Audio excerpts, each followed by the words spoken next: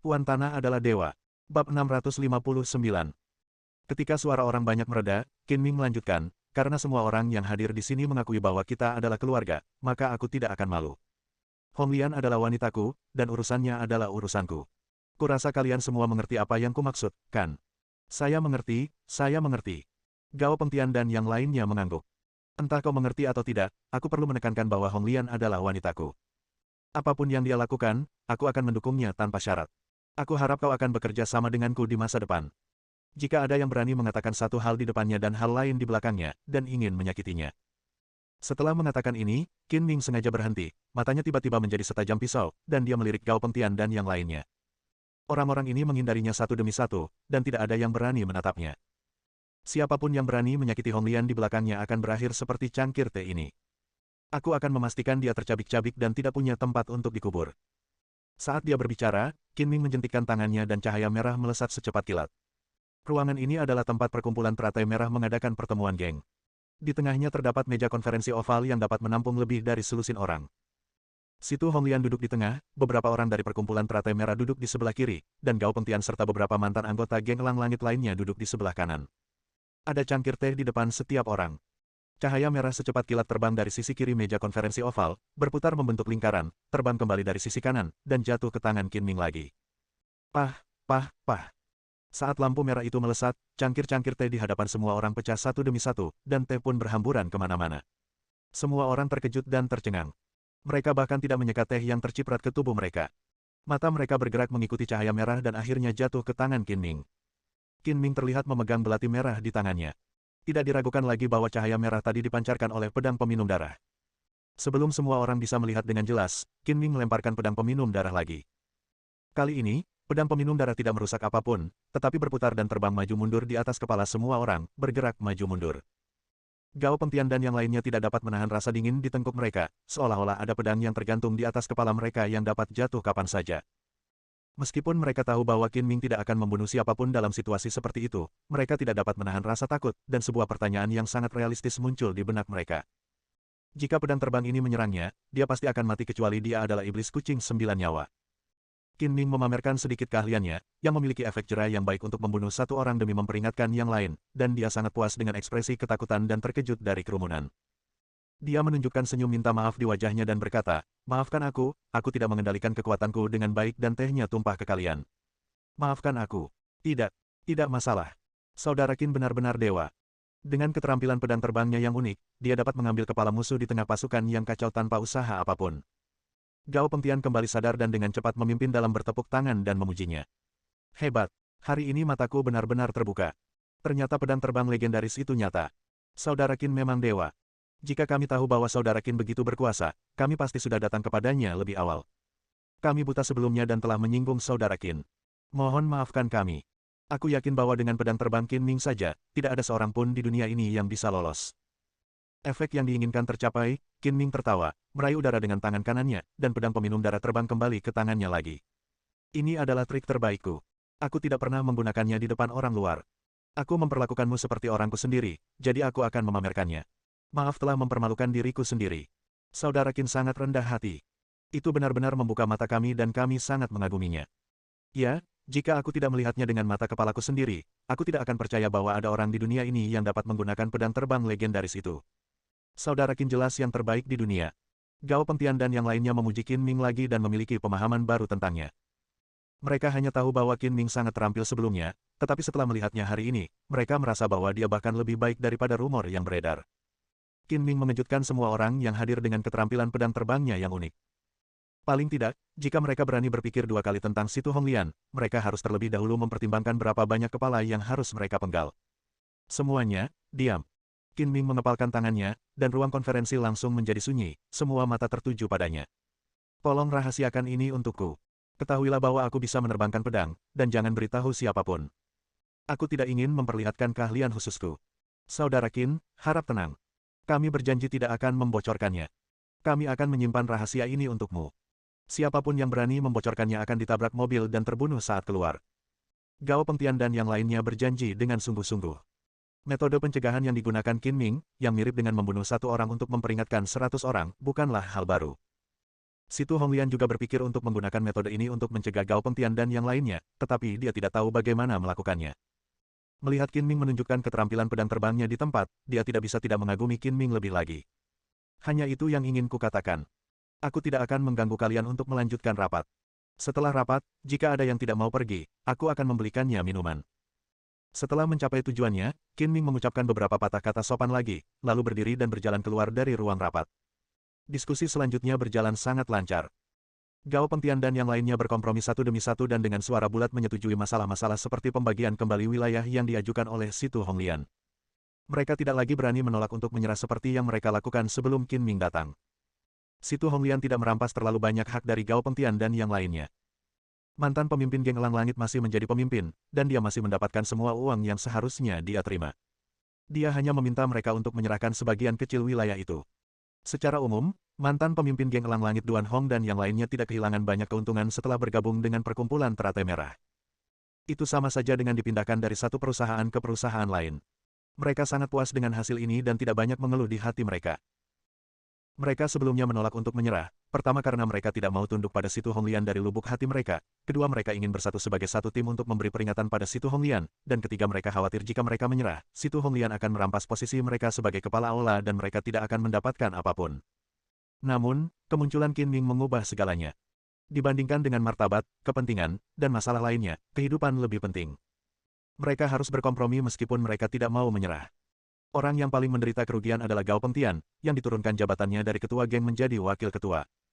Dia harus berkonsultasi dengan Situ Honglian untuk masalah-masalah besar. Dia biasa mengambil bagian terbesar dari keuntungan geng Tianying, tetapi setelah bergabung dengan perkumpulan Honglian, dia harus menyerahkannya. Untungnya, Gao Pengtian belum lama menjadi pemimpin geng Tianying, dan belum memanfaatkan posisinya untuk mendapatkan banyak keuntungan. Meskipun dia merasa tidak seimbang, itu tidak terlalu besar. Mampu menjadi wakil pemimpin masyarakat Teratai Merah lebih baik daripada kehilangan nyawanya. Situ Honglian tahu bahwa Gao Pengtian dan yang lainnya berkompromi karena mereka diintimidasi oleh Qin Ming, bukan karena mereka memberinya muka. Namun, Situ Honglian cukup puas dengan hasilnya. Dia juga tahu bahwa dia tidak sebaik Qin Ming. Penting baginya untuk terlebih dahulu menaklukkan geng Elang Langit dengan damai, dan kemudian perlahan-lahan meningkatkan kekuatan pencegahnya di benak Gao Pengtian dan yang lainnya di masa mendatang. Sekitar 1 jam kemudian, rapat berakhir. Qin Ming sedang beristirahat dengan mata terpejam di kamar tidur Situ Honglian ketika tiba-tiba terdengar ketukan di pintu. Saudara Qin, wakil ketua geng Gao Pengtian dan beberapa kepala aula ingin mengundang Anda minum. Apakah Anda punya waktu? Suara Zhou Ziyi terdengar dari luar pintu. Aku punya waktu. Sebenarnya, Qin Ming tidak berniat minum bersama Gao Pengtian dan yang lainnya, tetapi untuk memenangkan hati orang-orang dan membantu Situ Honglian berhasil menaklukkan orang-orang geng Elang Langit, dia harus pergi tidak peduli betapa enggannya dia. Tidak lama kemudian, Qin Ming bertemu Gao Pengtian dan 4 orang lainnya lagi di sebuah ruangan pribadi. Mereka semua adalah mantan anggota geng Elang Langit. Sambil mendiskusikan berbagai hal, Gao Pengtian juga memikirkan tentang bagaimana cara menangani hubungan dengan Qin Ming. Dengan adanya Qin Ming, sang dewa jahat, penggabungan geng Elang Langit ke dalam perkumpulan Teratai Merah sudah pasti, dan tidak ada ruang untuk bermanuver, kecuali jika dia tidak ingin hidup. Karena masalah ini sudah menjadi kesimpulan yang sudah pasti dan tidak ada cara untuk melawan, Gao Pengtian dan yang lainnya hanya dapat berteman dengan Qin Ming sehingga mereka dapat memiliki perkembangan dalam masyarakat Teratai Merah di masa depan. Jika tidak, jika mereka menyinggung Qin Ming, belum lagi apakah mereka dapat bertahan hidup di kota Donghai, mereka tidak yakin apakah mereka dapat menyelamatkan nyawa mereka. Saudara Qin, perkenalkan diri saya lagi. Nama saya Duan Hong. Mulai sekarang, kita adalah keluarga. Tolong jaga saya, Saudara Qin. Saya akan bersulang untuk Anda. Saudara Qin, nama saya Tang Erhu. Saya berterima kasih kepada Saudara Qin dan Presiden Situ karena telah menghargai saya dan mempercayai saya sebagai ketua aula. Saya berjanji akan melewati api dan air tanpa ragu. Saya juga ingin bersulang untuk Saudara Qin. Saudara Qin, nama saya Zhang Hai, Anda bisa memanggil saya Lao Hai. Saya tidak pernah mengagumi siapapun, tetapi setelah melihat keterampilan pedang terbang Saudara Qin, saya yakin dan kagum. Saya juga menyukai senjata dingin, dan saya pasti akan meminta beberapa trik kepada Saudara Qin jika saya punya waktu. Saya harap Saudara Qin akan bermurah hati dengan nasihatnya. 3 mantan pemimpin geng Elang Langit memperkenalkan diri dan bergantian bersulang untuk Qin Ming, yang menerima semua bersulang dan terus bersulang. Gao Pengtian juga akan bersulang dari waktu ke waktu. Suasana di dalam kotak itu tampak penuh dengan kegembiraan, orang-orang berbicara dan tertawa, seperti beberapa teman lama yang minum bersama. Geng Elang Langit diserap oleh perkumpulan Teratai Merah, menyebabkan perkumpulan Teratai Merah tiba-tiba menjadi geng terbesar di distrik Nancheng, kota Donghai. Ketika berita itu menyebar, orang-orang dari geng lain semuanya terkejut dan tercengang. Pertama, Mereka terkejut melihat seberapa cepat Red Lotus Society berkembang. Penggabungan Sky Eagle Gang bagaikan seekor ular menelan seekor gajah. Dalam semalam, geng itu telah berkembang dari geng kecil menjadi geng terbesar di Salt City. Kedua, saya terkejut bahwa geng Elang Langit akan ditelan oleh masyarakat teratai merah. Itu adalah pembalikan total dan tidak dapat dipercaya. Tak lama kemudian, orang-orang dari geng lain mengetahui bahwa alasan utamanya terletak pada satu orang, Qin Ming. Berbagai rumor tersebar tentang Qin Ming yang menangkap Gao Pengtian dan menggunakannya sebagai ancaman. Struktur geng di distrik Nancheng juga mengalami perubahan yang sangat besar. Geng-geng kecil dan menengah di distrik Nancheng semuanya khawatir apakah geng teratai merah akan menyerang geng mereka sendiri setelah mengambil alih geng Elang Langit sepenuhnya. Bagaimanapun, ada presidennya. Setelah geng Macan Hitam terpecah dan bubar, geng Elang Langit mulai menggunakan berbagai cara untuk menundukkan geng-geng dari segala ukuran untuk menguasai distrik kota selatan. Perkumpulan teratai merah kemungkinan akan melakukan hal yang sama. Geng Macan Hitam terpecah dan hancur, geng Elang Langit menjadi satu-satunya kekuatan dominan, dan sekarang geng Elang Langit telah bergabung ke dalam perkumpulan teratai merah, menjadikan perkumpulan teratai merah satu-satunya kekuatan dominan.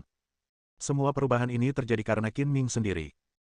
Alhasil, reputasi Qin Ming di kalangan geng dunia bawah kota Donghai pun semakin menanjak, bahkan nyaris dianggap sebagai sosok legendaris. Sebagaimana kata pepatah, aku memang tidak ada di dunia, namun di dunia ini selalu ada legenda tentangku. Bab 660. Keesokan harinya di tempat kerja, Qin Ming baru saja tiba di kantor dan bahkan belum duduk ketika dia menerima telepon dari Kong Zhen, asisten presiden. Manajer Qin, Presiden Gu ingin menemui Anda untuk membicarakan sesuatu. Silakan datang ke kantor presiden segera. Kong Zhen berkata dengan nada dingin dan penuh wibawa. Baiklah, saya akan segera ke sana. Tidak lama kemudian, Qin Ming tiba di kantor presiden dan bertemu Gu Qingyi, yang sudah setengah bulan tidak ditemuinya. Gu Qingyi mengenakan setelan bisnis berwarna gelap dengan sweater wol hitam di baliknya. Alisnya seindah lukisan, matanya sebening air musim gugur, dan pesonanya tetap sama, seolah-olah matahari yang cerah di musim dingin itu mempesona dan memikat. Istriku, ada apa denganmu mencariku? Apa kau merindukanku karena kita sudah lama tidak bertemu? Hanya ada Gu Qingyi di kantor, tidak ada orang luar, jadi Qin Ming tidak perlu menghindari kecurigaan dan berkata sambil menyeringai. Kamu tidak pernah mengubah kebiasaan burukmu. Gu Qingyi melotot padanya dan berkata dengan wajah tegas, aku berbicara denganmu tentang hal-hal serius. Bersikaplah serius. Akhirnya aku sampai juga di kantor, jangan menatapku dengan wajah dingin, tersenyumlah. Qin Ming terus menggoda. Jika kamu bisa bekerja dengan jujur, mengapa aku harus memberimu hukuman yang berat? Kamu yang meminta. Gu Qingyi masih memasang wajah serius dan berkata tanpa senyum, karena kamu sudah sering tidak masuk kerja tanpa alasan, menurutku perlu untuk merumuskan sistem hukuman khusus untukmu. Jika aku tidak menahanmu, kamu akan melakukan pelanggaran yang sama lagi. Saya hanya seorang manajer kecil. Tidak perlu memperlakukan saya secara khusus. Itu tidak baik, kata Qin Ming sambil tersenyum. Seriuslah, aku tidak bercanda. Gu Qingyi menghardik. Baiklah, aku akan serius. Qin Ming dengan enggan berhenti tertawa dan bertanya, hukuman macam apa yang ingin kau berikan padaku? Anda akan didenda. Jika Anda berani tidak masuk kerja tanpa alasan dan tanpa mengajukan cuti lagi, Anda akan didenda 5.000 untuk 1 hari, 10.000 untuk 2 hari, 20.000 untuk 3 hari, 40.000 untuk 4 hari, 80.000 untuk 5 hari, dan 320.000 untuk seminggu. Dendanya akan berlipat ganda. Jika karyawan lain tidak masuk kerja selama lebih dari 3 hari, mereka akan langsung dipecat, tetapi Qin Ming berbeda. Gu Qingyi tidak bisa memecatnya, dan tidak bisa memikirkan hukuman lain, jadi dia hanya bisa mendendanya. Tidak mungkin, jika aku tidak datang selama seminggu, kau akan mendendaku sebesar 320.000. Qin Ming mengeluh dengan wajah pahit, gaji kecil itu bahkan tidak cukup untuk membayar denda sekali saja, kau terlalu kejam, kau hanya ingin membunuhku. Jika kamu takut membayar denda, maka janganlah membolos tanpa alasan. Jika tidak, kamu akan didenda sedemikian rupa sehingga kamu bahkan tidak akan mendapatkan dividen dari sahammu di akhir tahun. Gu Qingyi berkata dengan bangga. Sebenarnya, Qin Ming tidak peduli dengan denda tersebut, jadi hukuman ini sama sekali tidak menyakitinya. Namun, untuk berdebat dengan Gu Qingyi, dia sengaja bersikap marah dan tidak yakin. Sekalipun Anda presiden, Anda tidak berhak membuat sistem hukuman secara pribadi. Ini tidak sesuai dengan peraturan perusahaan. Saya tidak akan membayar denda sepeser pun, dan Anda tidak dapat melakukan apapun kepada saya. Atas nama Presiden, saya akan mengadakan pertemuan tingkat tinggi untuk merumuskan sistem hukuman khusus untuk Anda. Apakah menurut Anda ada yang akan menentangnya? Gu Qingyi bercanda, tampak seperti dia telah memegang Qin Ming dalam genggamannya. Jika Gu Qingyi mengadakan pertemuan tingkat tinggi, tidak ada yang akan keberatan. Itu bukan masalah besar. Tidak ada yang akan menyinggung Presiden demi seorang manajer cabang. Saya dalam masalah. Qin Ming berkata dengan marah, jika Anda benar-benar berani mendenda saya akan mengundurkan diri. Paling buruk, saya akan berhenti saja. Mari kita lihat apa yang dapat Anda lakukan terhadap saya. Kamu. Yang paling dikhawatirkan Gu Qingyi adalah Qin Ming akan mengundurkan diri tanpa mempedulikan apapun. Awalnya, pemecatan seharusnya menjadi cara terbaik baginya untuk mengancam Qin Ming, tetapi malah menjadi kendala baginya. Apapun hukuman yang kuberikan, itu semua untuk memaksamu bekerja lebih baik. Kalau semua orang sepertimu dan tidak datang jika tidak mau, perusahaan pasti sudah bangkrut sejak lama. Apa kau tidak mengerti maksudku? Saya mengerti, dan saya tahu Anda selalu bersikap akomodatif dan toleran terhadap saya, tetapi saya terbiasa bersikap bebas dan tidak disiplin, dan sifat saya sulit diubah. Saya tidak dapat mengubahnya dalam waktu singkat. Saya akan menerima hukuman apapun yang ingin Anda berikan kepada saya, apakah itu tidak apa-apa? Qin Ming berkompromi. Kau tahu kau pemalas, tapi kau masih tidak berubah. Kau benar-benar tidak punya harapan. Gu Qingyi berkata dengan marah, kau harus dihukum berat karena tidak masuk kerja kali ini. Denda sebesar 320.000 yuan akan dipotong langsung dari gajimu sampai jumlahnya mencukupi. 320.000 bukanlah jumlah yang sedikit, itu setara dengan gaji tahunan karyawan rata-rata selama 3 atau 4 tahun. Untungnya, gaji tahunan Qin Ming tinggi, dan gaji tahunannya cukup untuk membayar pengembalian uang. Anda adalah presiden dan istri saya. Terserah Anda berapa denda yang Anda inginkan, kata Qin Ming tanpa daya. Bah, siapa istrimu? Gu Qingyi meludah dengan berat. Kita punya surat nikah sebagai bukti. Sebelum kita bercerai, kamu adalah istriku kemanapun kita pergi. Qin Ming berkata dengan percaya diri. Awalnya itu adalah pernikahan palsu. Sekarang masalah yang disebabkan oleh Chen Tianzong pada dasarnya telah terselesaikan, kita bisa pergi dan mendapatkan surat cerai, kata Gu Qingyi dengan dingin. Seperti kata pepatah, naik kapal bajak laut itu mudah, tapi turunnya sulit. Mendapatkan surat nikah itu mudah, tapi tidak semudah itu bercerai. Qin Ming menyipitkan matanya dan tersenyum, kamu bisa mendapatkan surat cerai kalau kamu mau. Aku akan memberimu setengah dari harta warisan. Semuanya terserah padamu. Gu Qingyi mendengus dingin dan berkata, kita baru menikah sebentar dan belum punya harta bersama. Jangan pernah berpikir untuk mendapatkan sepeser pun. Jangan melamun. Aku tidak akan menceraikanmu jika kamu tidak membagi hartaku. Lagi pula, aku bertelanjang kaki dan tidak takut dengan orang-orang yang memakai sepatu. Qin Ming bertingkah seperti penjahat dengan senyum licik di wajahnya. Jadi kamu orang seperti itu. Aku salah menilai kamu. Silakan keluar. Gu Qingyi dengan dingin memerintahkannya untuk pergi. Qin Ming berbalik dan tersenyum, istriku, jangan marah. Aku hanya bercanda denganmu. Jika kita benar-benar ingin bercerai, aku pasti akan meninggalkan rumah ini tanpa membawa apapun. Aku tidak akan memberimu sepeser pun. Aku sudah mengatakan semua yang ingin kukatakan, silakan keluar. Gu Qingyi melambaikan tangannya dengan tidak sabar. Sayang, jangan marah. Tidak ada gunanya menyakiti dirimu sendiri. Tersenyumlah dan aku akan pergi. Gu Qingyi sangat memahami watak jahat Qin Ming, jadi dia terlalu malas untuk membuang kata-kata lagi dan hanya menundukkan kepalanya untuk mulai bekerja. Qin Ming membuat dirinya terlihat canggung dan berjalan keluar dengan marah. Tepat saat dia mencapai pintu, Gu Qingyi tiba-tiba memanggilnya lagi. Tunggu, masih ada satu hal lagi. Aku hampir lupa karena kamu begitu marah padaku. Besok, Sabtu, kamu harus mengikuti pelatihan manajemen perusahaan. Jika kamu tidak berani datang lagi, kamu akan didenda 50.000 yuan untuk setiap ketidakhadiran. Gu Qingyi berkata dengan nada tegas yang tidak memberikan ruang untuk bantahan. Qin Ming sudah tidak mengikuti pelatihan perusahaan selama lebih dari sebulan. Jika Gu Qingyi tidak menyebutkannya, dia pasti sudah benar-benar melupakannya. Jika saya tidak berpartisipasi, saya akan dihukum. Namun, jika saya berpartisipasi, apakah saya akan mendapatkan hadiah? Gu Qingyi ingin mengatakan bahwa kamu seharusnya berpartisipasi dalam hal ini, dan kamu masih berani meminta imbalan, tetapi ketika kata-kata itu keluar dari bibirnya, dia mengubah mulutnya dan berkata, saya selalu jelas tentang imbalan dan hukuman. Saya akan memberi imbalan ketika sudah waktunya dan menghukum ketika sudah waktunya. Selama kamu telah memberikan kontribusi, saya pasti akan memberimu imbalan yang besar. Jangan berlagak sok hebat. Saya bertanya apakah akan ada hadiah jika mengikuti pelatihan. Qin Ming menegaskan. Memiliki. Hadiah apa? Tanya Qin Ming penuh minat. Aku akan mentraktirmu makan. Demi menenangkan emosi Qin Ming yang memberontak, Gu Qingyi harus menggunakan kebaikan dan kekerasan, kalau tidak, dia pasti tidak akan mentraktirnya makan.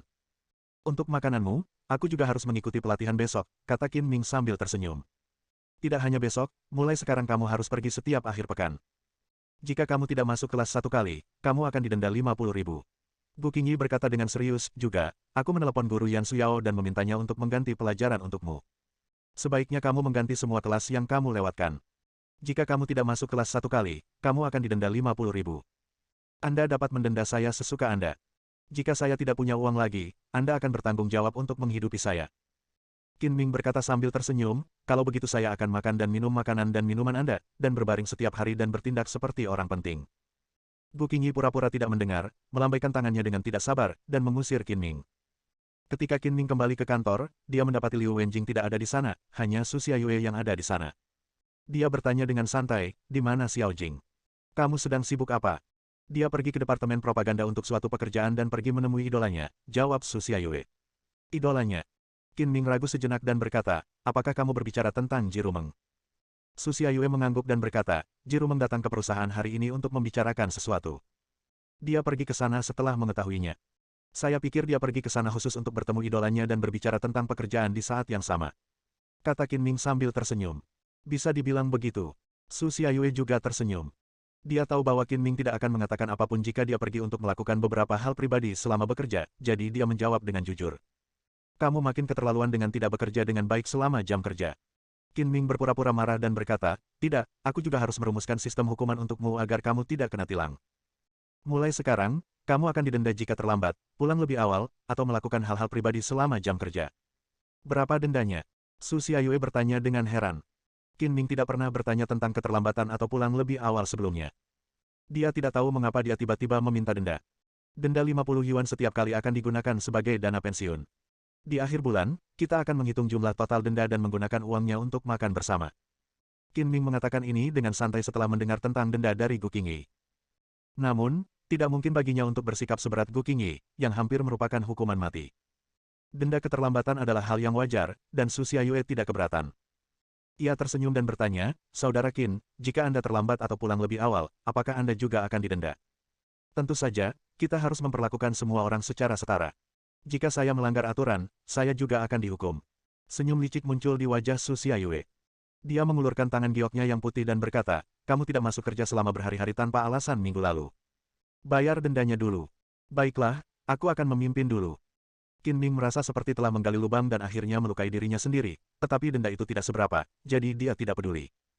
Dia mengeluarkan 500 yuan dari sakunya dan menamparnya ke tangan Su Xiaoyue dengan sangat murah hati. Ambil saja.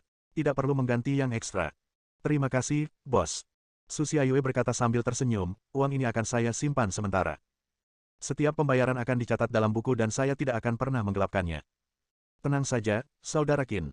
Saya benar-benar merasa tenang. Uang itu tidak banyak, bahkan tidak 1/10 dari gaji Anda. Jika Anda berani menggelapkannya, itu akan menjadi kerugian, kata Qin Ming. Sambil berbicara, Su Xiaoyue mengeluarkan sebuah map dan dengan hati-hati menuliskan bulan, tanggal, dan waktu ketika Qin Ming didenda 500 yuan karena absen tanpa alasan. Ngomong-ngomong, Saudara Qin, bagaimana kalau uang di dana pensiun tidak cukup untuk pesta makan malam di akhir bulan? Apakah ada yang perlu ditanyakan? Kalau kurang, saya akan menggantinya. Aku merasa lega saat kau mengatakan itu. Jangan bilang kami membunuhmu dengan sengaja, kata Su Xiaoyue sambil tersenyum tipis. Bersambung.